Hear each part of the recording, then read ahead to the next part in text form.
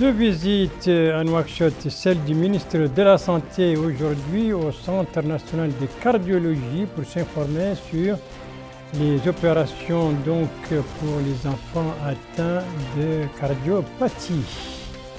L'autre visite à Nouakchott, plutôt à l'intérieur du pays, c'est celle du ministre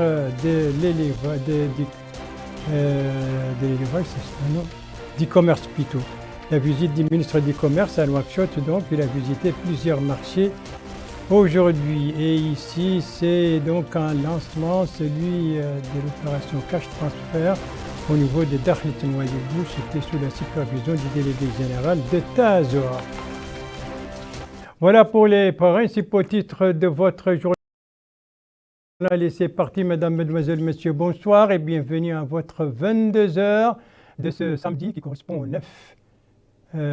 Plutôt 8 Ramadan 1443, ce qui correspond au 9 avril 2022. En 22h que nous commençons par 3 déplacements ministériels, 2 à Nouakchott et 1 à l'intérieur du pays. C'était hier et aujourd'hui pour l'intérieur et les 2 autres visites de Nouakchott, c'était aujourd'hui. La première de ces visites, c'est effectuée par le ministre de la Santé au Centre national de cardiologie. Dans quel objectif cette visite? C'est ce que nous dit Yedali Fall. Il s'agissait pour le ministre de s'informer sur le déroulement des interventions chirurgicales gratuites qu'effectue actuellement l'ONG La Chaîne de l'Espoir au profit d'enfants souffrant de cardiopathie congénitale au niveau du Centre national de cardiologie. À cette occasion, le ministre de la Santé a remercié les membres de l'ONG La Chaîne de l'Espoir, louant les efforts qu'ils consentent pour venir en aide aux enfants mauritaniens pour leur collaboration avec les responsables du Centre national de cardiologie. La cérémonie qui nous réunit aujourd'hui au niveau du Centre national de cardiologie est une mission de soins chirurgicaux hautement spécialisée en cardiologie pédiatrique qui vise à atteindre 3 objectifs comme l'a si bien expliqué le professeur tout à l'heure. Opérer sur place et gratuitement des enfants souffrant de cardiopathie congénitale, mettre en place un projet holistique de détection et de prise en charge des enfants souffrant d'affections cardiaques congénitales, formés par compagnonnage de personnel du CNC afin de lui donner des connaissances et des compétences, de lui renforcer les connaissances et les compétences requises, lui permettant d'assurer la relève dans un délai de 3 ans. Pour sa part, le directeur général du Centre national de cardiologie, M. Ahmed Oulab, a indiqué que depuis sa création, le Centre national de cardiologie n'a cessé d'œuvrer pour répondre aux exigences de notre système de santé en cardiologie, afin de réduire les évacuations sanitaires vers les étrangers de malades souffrant d'affections cardiovasculaires. Des objectifs primordiaux ont été atteints. L'autonomie en chirurgie cardiaque et en cardiologie interventionnelle et l'angioplastie primaire. Cependant, il est resté un défi encore à franchir, est celui de la prise en charge des enfants souffrant de malformations cardiaques. Et donc, c'est l'occasion qui a été saisie avec la chaîne de l'espoir, cette fois-ci, pour mettre en place un programme ambitieux qui s'étale sur 3 années. De son côté, le directeur de l'ONG La Chaîne de l'Espoir a loué la disponibilité des autorités politiques du pays, en particulier les ministères de la Santé, qui ont encouragé ce programme de formation. Le programme à Nouakchott, nous avons été reçus par les autorités politiques du pays, en particulier le ministère de la Santé, et qui nous ont encouragés à ce programme, qui est un programme, vous avez bien compris, de formation et non pas de réalisation immédiate, mais aussi nous ont donné une vision un peu plus importante que ce qu'on avait au départ, d'organisation plus générale des filières de soins, de la détection, du diagnostic anténatal. Et j'avoue que cette vision un petit peu ambitieuse et politique a permis d'enrichir et d'approfondir ce programme. Voilà donc pour cette visite du ministre de la Santé aujourd'hui au Centre national de cardiologie, l'occasion pour lui, entre autres, de s'informer sur donc, les opérations effectuées sur les enfants, pour les enfants donc, atteints de cardiopathie. Et puis la seconde visite ministérielle à Nouakchott, c'est celle du ministre du Commerce, de l'Industrie, de l'Artisanat et du Tourisme. Il a effectué des visites aujourd'hui dans certains marchés de la capitale. Les différentes étapes de cette visite donc, du ministre avec Amina Khlil. Le ministre du Commerce, de l'Industrie, de l'Artisanat et du Tourisme, M. Mrabout El-Bannahi, a entamé sa visite avec certains des grands magasins des deux Muqata'a de Tafraq Zeina et d'El Mina. L'occasion pour lui d'écouter les fournisseurs de ces marchés en produits alimentaires et légumes sur les conditions d'importation et de distribution de leurs produits au niveau des marchés nationaux. Il a également été question de débattre avec les concernés sur les marges de bénéfices établies par les commerçants.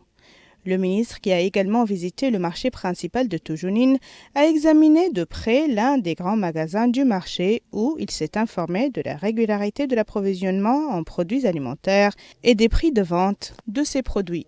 M. Mrabout El-Bannahi a, à sa sortie du marché, rassuré les citoyens sur la présence en quantité suffisante des produits alimentaires. La délégation de la Fédération des commerçants s'inscrit dans le cadre des efforts du secteur visant à s'assurer de l'abondance des produits alimentaires et de la stabilité de leurs prix sur le marché local. Et ça, c'était donc l'objectif de la visite que le ministre du Commerce, de l'Industrie, de l'Artisanat et du Tourisme a effectuée aujourd'hui dans certains marchés de la capitale, justement pour s'informer sur la situation dans ces marchés, mais surtout sur la situation des prix, surtout au cours de ce mois béni du Ramadan. Le troisième déplacement ministériel, lui, se déroule à l'intérieur du pays. Il s'agit pour cela du ministre de l'élevage. Hier, il était au Tagan. Aujourd'hui, il a visité Boutilimit et Alleg. Alors, sur les différentes étapes de la visite, du déplacement du ministre, des informations qui nous ont été fournies par nos bureaux régionaux au Tagan, au Trarza et au Brakna, des informations remises en français par Aminata Khan. À Alleg, capitale de la wilaya du Brakna, le ministre s'est informé au niveau des entrepôts du CSA du déroulement de l'opération de vente d'aliments de bétail à des prix réduits dans le cadre du programme de soutien à l'élevage pour l'année 2022. L'occasion pour la délégation d'exhorter les responsables de l'opération à appliquer le principe de transparence et de justice dans la distribution des quantités aux éleveurs tout en facilitant le processus de l'opération Ramadan. Il est à noter que dans ce cadre, le ministre a visité, accompagné de la commissaire à la sécurité alimentaire, Fatmetou Minta Khatri, des magasins de stockage au niveau d'Alleg et d'un point de vente à Alleg. Partout où il est passé, le ministre a mis l'accent sur la nécessité du respect des instructions. Le ministre de l'élevage avait auparavant visité à Boutilimit les entrepôts du commissariat à la sécurité alimentaire où il s'est informé sur la situation des stocks d'aliments de bétail et les mécanismes mis en place pour en faciliter l'accès aux éleveurs pour obtenir les quantités allouées. Le ministre a insisté sur la nécessité de la transparence dans la vente des aliments de bétail. Les éleveurs à qui nous avons tendu le micro ont indiqué que la rencontre était encourageante. Ils ont en outre indiqué que l'aide du gouvernement vient à point nommé.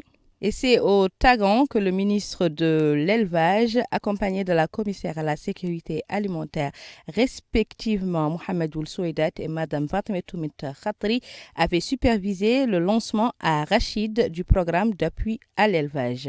Ensuite, le ministre s'était réuni avec les éleveurs afin de visiter une industrie dattier et de fabrication d'aliments de bétail. Sur place, le ministre et sa délégation d'accompagnement ont reçu d'amples explications sur la nature de la production, mais également sur le mécanisme et le déroulement du travail dans cette usine.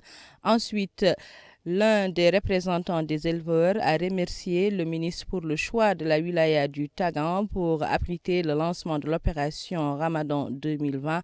Le ministre a pour finir visité le magasin Opération Ramadan à Mouchria. Voilà pour ce déplacement ministériel à l'intérieur du pays, celui du ministre de l'élevage qui s'est rendu aujourd'hui à Boutilimit et à Alleg. Et hier, il était au Tagan, et Aminata Khan vient de nous le dire, au Tagan, vous le savez, il a procédé là-bas au lancement officiel des opérations de vente des aliments du bétail, des opérations qui se déroulent dans de bonnes conditions depuis, c'est ce qu'ont constaté nos bureaux régionaux dans ces wilayas, dans certaines wilayas donc du pays, à savoir ce soir, il s'agit de l'Inchiri, de l'Adrar et du Hod El Gharbi, et c'est un compte rendu d'Aminata Khalil. C'est à partir de la localité de Hassi-Ould Ahmed Bechna, relevant de la commune de Koubani, que le wali du Houd al-Gharbi, Mokhtar Ould Handa, a supervisé le lancement de l'opération de vente des aliments de bétail à des prix subventionnés. Le wali a, à cette occasion, précisé que le Houd al-Gharbi bénéficiera à hauteur de 10 000 tonnes de blé et un peu plus de granulés, communément appelés rakel, et a précisé que l'administration supervisera directement, à travers les hakems de Muqata'a, le déroulement des opérations de vente qui se poursuivra jusqu'à la fin de cette saison, où les éleveurs auront besoin d'accompagnement jusqu'au prochain hivernage. Mokhtar Ould Handa a également exhorté les éleveurs à collaborer avec les autorités publiques qui œuvreront à recenser l'ensemble des éleveurs et leur bétail afin d'identifier leurs besoins dans la période à venir. Pour sa part, le vice-président de la région du Houd al-Gharbi a loué le caractère solidaire de cette opération et a demandé à la commission centrale chargée de cette opération d'intensifier ses efforts pour augmenter les réserves destinées à cette finalité. Il a également loué la gestion inclusive et décentralisée mise en œuvre par l'administration centrale locale. Dans le nord du pays, précisément dans la wilaya de l'Adrar, la zone d'Amsaga relevant de la commune d'Ain al-Taya a été le point de lancement de l'opération de vente des aliments de bétail à des prix subventionnés.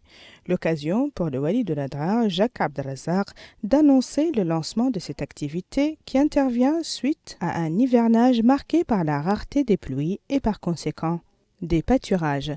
La wilaya de l'Adrar, poursuit Jacques Abdelrazak, a bénéficié d'un total de 2550 tonnes des deux aliments de bétail distribués à toutes les muqata'a de la wilaya, en plus des deux centres administratifs d'Antergant et Choum. Les représentants des populations ont pour leur part affirmé leur appréciation pour cette contribution de l'État qui aidera les éleveurs et leurs cheptels à surmonter les mois d'été marqués généralement par la chaleur et la sécheresse. En marge de l'opération de vente des aliments de bétail à des prix subventionnés, la délégation régionale de l'élevage a distribué gratuitement certains médicaments vétérinaires au profit des éleveurs, dont des médicaments de parasitage, dont des médicaments de déparasitage et des compléments alimentaires. Toujours dans le nord du pays, mais cette fois-ci dans la wilaya de l'Inchiri, où les magasins du CSA ont abrité le lancement du programme national de vente des aliments de bétail à des prix subventionnés sous la supervision du wali Madame Tfaïda Mthaddana, qui a donné le coup d'envoi de l'opération avec l'octroi de 10 bons de vente au profit des éleveurs locaux. Elle a également affirmé que l'opération se poursuivra jusqu'au mois d'août prochain. La wilaya de l'Inchiri, poursuit le wali, tout comme les autres wilayas du nord, souffre d'une grande pénurie d'eau, donc de sécheresse, ce qui nécessite la rationalisation des quantités accordées à la wilaya, qui sont de 1700 tonnes au total, dont 1000 tonnes destinées à la vente au niveau d'Akjoust et 700 autres dans les zones de Ben Chab et Mhajrat. Le wali a enfin exhorté les éleveurs à faire preuve de discipline pour accompagner les mécanismes mis en place afin d'assurer l'arrivée de ces aliments de bétail aux seuls ayants droit. Pour sa part, le délégué régional du commissariat à la sécurité alimentaire a affirmé que les quantités mobilisées pour la wilaya de l'Inchiri sont importantes et que des mesures strictes d'octroi ont été mises en place par les pouvoirs publics afin de garantir la transparence et l'équité dans la distribution de ces produits. Il est à noter que les mécanismes de vente adoptés sur l'ensemble du territoire national garantissent, s'ils sont respectés, la transparence et l'inclusivité aux éleveurs sur l'ensemble du territoire national. L'objectif final étant d'aider ces derniers à surmonter les mois de chaleur à venir. Et ça, c'était donc les opérations de vente des aliments de bétail au niveau donc des trois de nos wilayas, à savoir l'Inchiri, l'Adrar et le Houd el-Gharbi. Ces opérations dont le coup d'envoi, je le rappelle, a été donné hier à partir d'Itagan par les ministres de l'élevage en compagnie de la commissaire à la sécurité alimentaire. Merci de suivre les ITF de Mauritanie à la suite du journal avec 4 étapes. Nouadhibou, Zouerat, Boule-Noire, bien sûr aussi. Nouakchott, première étape donc de cette seconde partie du journal, c'est notre capitale économique, Nouadhibou, qui a vécu aujourd'hui à l'heure du lancement au niveau de la wilaya de l'opération Cash Transfer, opération donc un lancement supervisé par les délégués généraux de Tazor. Un compte-rendu de notre correspondant permanent Abdallah Zouber, compte-rendu revient en français par Yed Alifal. Dans le cadre de l'extension du programme Tekafoul de la Délégation générale de la solidarité nationale et à la lutte contre l'exclusion Taazour, le délégué de Taazour, M. Mohamed Ali Oulsidi Mohamed, s'est rendu à Nouadhibou à la tête d'une importante délégation de son institution pour procéder au lancement du cash transfert dans cette wilaya. Dans un mot prononcé à cette occasion, le délégué général de Taazour, il a souligné que la relation entre la délégation et tous sera désormais caractérisée par la franchise, l'ouverture et la transparence et l'amélioration des conditions de vie des ménages ciblés et se fixe comme objectif de relever le niveau de vie des classes vulnérables et à réintégrer dans les tissus sociaux, comme l'a déclaré, dit-il, le président de la République, et conformément à sa volonté de rapprocher l'administration des citoyens. Après l'opération de distribution, les bénéficiaires ont déclaré leur satisfaction pour cette somme qu'ils perçoivent pour la première fois. Voilà donc pour cette opération de lancement de l'opération Cash Transfert, une opération trimestrielle qui a été lancée aujourd'hui au niveau de Dakhlet Nouadhibou par le délégué général de Taazour. La capitale politique, elle aussi, a vécu donc à l'heure des activités caritatives, de bonne volonté. Cette fois, c'est celle de l'ONG El Khairi qui a procédé aujourd'hui à des opérations de ce genre, lançant donc ces activités à une cérémonie qui était présidée par le commissaire adjoint aux droits de l'homme, à l'action humanitaire et aux relations avec la société civile. Compte rendu Aminata Khan. C'est sous le thème Ramadan, fraternité nationale et solidarité sociale que l'association El Khair pour la solidarité a organisé une activité caritative au profit de plusieurs familles nécessiteuses et des orphelins à Nouakchott. Cette campagne cible plus de 1500 familles.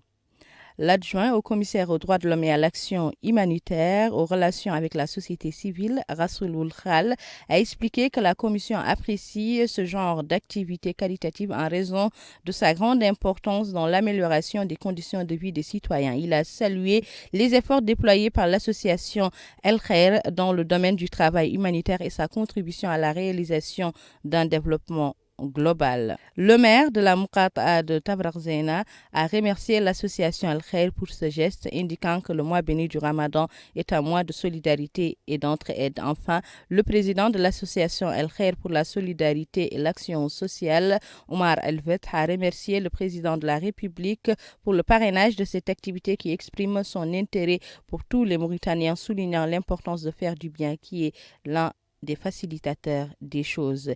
Notons que l'association El Khair pour la solidarité sociale a été lancée en 2001 et une association de développement global travaillant dans les domaines de l'éducation, du social, de la santé et des secours. Voilà, et nous restons toujours dans le cadre donc de l'action sociale et de l'action caritative, cette fois à Boule Noire dans la wilaya de Dakhlet Nouadhibou avec une opération cash transfert et à Zouerat, la capitale du Tir Zemour, avec une opération de distribution. Ce sont des comptes rendus de nos correspondants régionaux, comptes rendus revus en français par Yed Alifal. À Zouerat, c'est le Wali Moussaïd qui a réceptionné les quantités de vivres acheminées vers la ville au cours de cette opération. Il s'agit de kits complets composés de riz, de dattes, d'huile et lait en poudre destinés à 81 mosquées et 80 mahadras répartis dans la wilaya de Tir Zemour. Une opération qui a été particulièrement appréciée par les bénéficiaires.